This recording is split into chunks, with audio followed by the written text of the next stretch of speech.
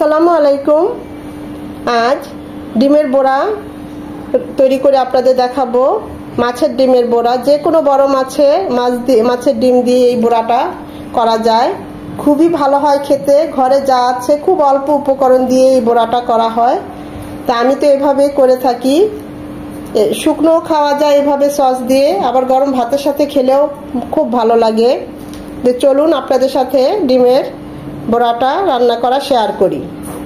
মাছের ডিমের বড়া করব, সেজন্য আমার যা যা লাগছে, মাছের ডিম তো লাগছে। একটা বড় মাছের ডিম নিয়েছি।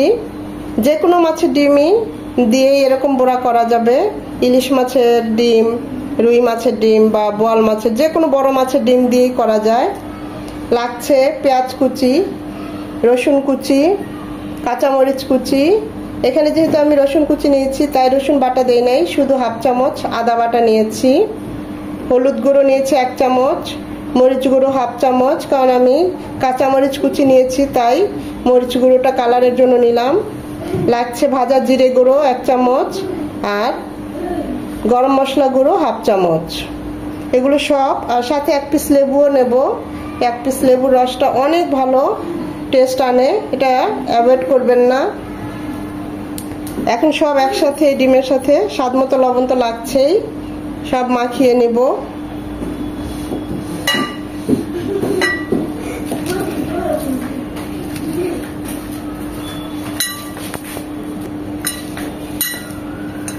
কাঁচামরিচ কুচিটা যে যেমন ঝাল খান, আমি আরেকটু কমিয়ে নেব, কারণ বাচ্চারা খাবে, একটু ঝাল হয়ে যাবে, তাই আমি আরেকটু কাঁচামরিচ কুচিটা কমিয়ে রাখবো। খুব ভালোভাবে মেখে নিতে হবে। সাথে ডিমটাও দিয়ে দিলাম। এভাবে চটকিয়ে ডিমের সাথে সবগুলো মশলা মাখিয়ে নিতে হবে।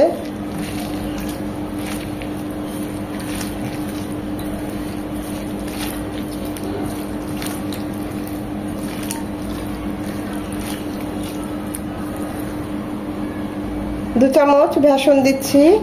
এটা চুলায় হালকা আছে টেলে নিয়েছি বাইন্ডিং এর জন্য। টেস্টও খুব ভালো আসে বেসনটায়, লাগলে আরো পরে দেব।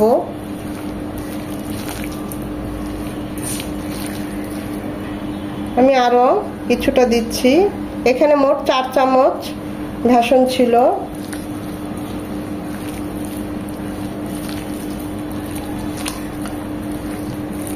পুরোটাই লাগবে, পুরোটাই দিয়ে দেই।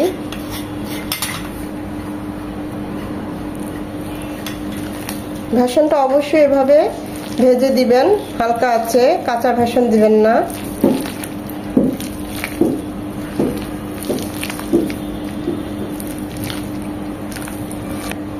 লেবু 1 পিস লেবুর রস, খুব ভালো একটা ফ্লেভার আসে, টেস্ট তো বাড়বেই।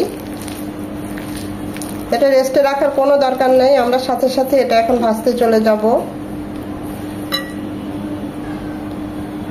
এ পর্যায়ে টেস্ট করে নেবেন সব ঠিক আছে কিনা। আমার কাছে মনে হয়েছে লবণটা একটু কম হয়েছে, তাই আর একটু লবণ দিয়ে দিচ্ছি।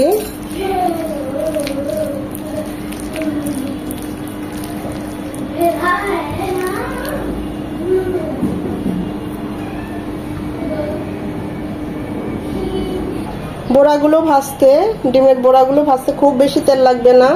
আমি এখানে 4 চামচ সাদা তেল দিলাম, রেগুলার সয়াবিন তেল। তেলটা গরম হয়ে এসেছে। চুলার হিট মিডিয়াম এবং লো হিটের মাঝামাঝি থাকবে। ছোট ছোট করে এই বড়াগুলো আমি দিয়ে দিচ্ছি।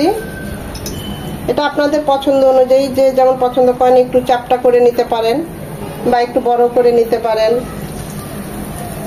ছোট ছোট করে নিলেই হবে কি, মশলাগুলো ভিতরে যাবে এবং ভাজাটা খুব ভালো করে ভাজা হলে খেতেও খুবই ভালো হয়।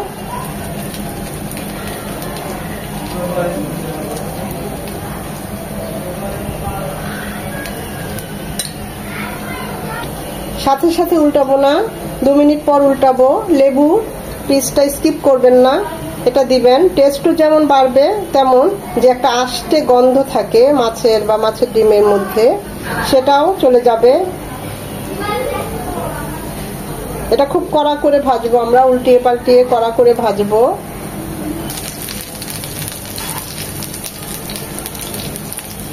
এভাবে একটু চেপে চেপে দিতে হবে, কারণ আমাদের পুরো বড়াটা জুড়েই ডিমগুলো যেন একদম মচমচে হয়।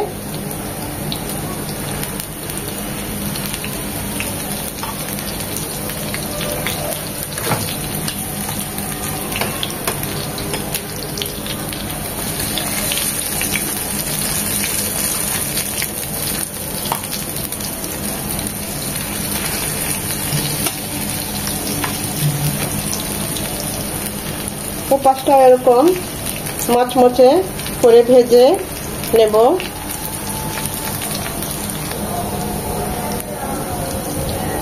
এরকম লাল লাল করে ভেজে নিয়েছি, এখন এগুলো নামিয়ে নেব, বাকিগুলো ভেজে নেব। তৈরি হয়ে গেল আমার ডিমের বড়া। অসাধারণ হয় খেতে, এভাবে একবার হলেও ট্রাই করবেন। আশা করি ভিডিওটা আপনাদের ভালো লেগেছে, আর যদি ভালো লেগে থাকে অবশ্যই একটা লাইক দিবেন, কারণ এই লাইকটা আমাকে পরবর্তী ভিডিও করতে অনেক উদ্বুদ্ধ করে, সাহায্য করে।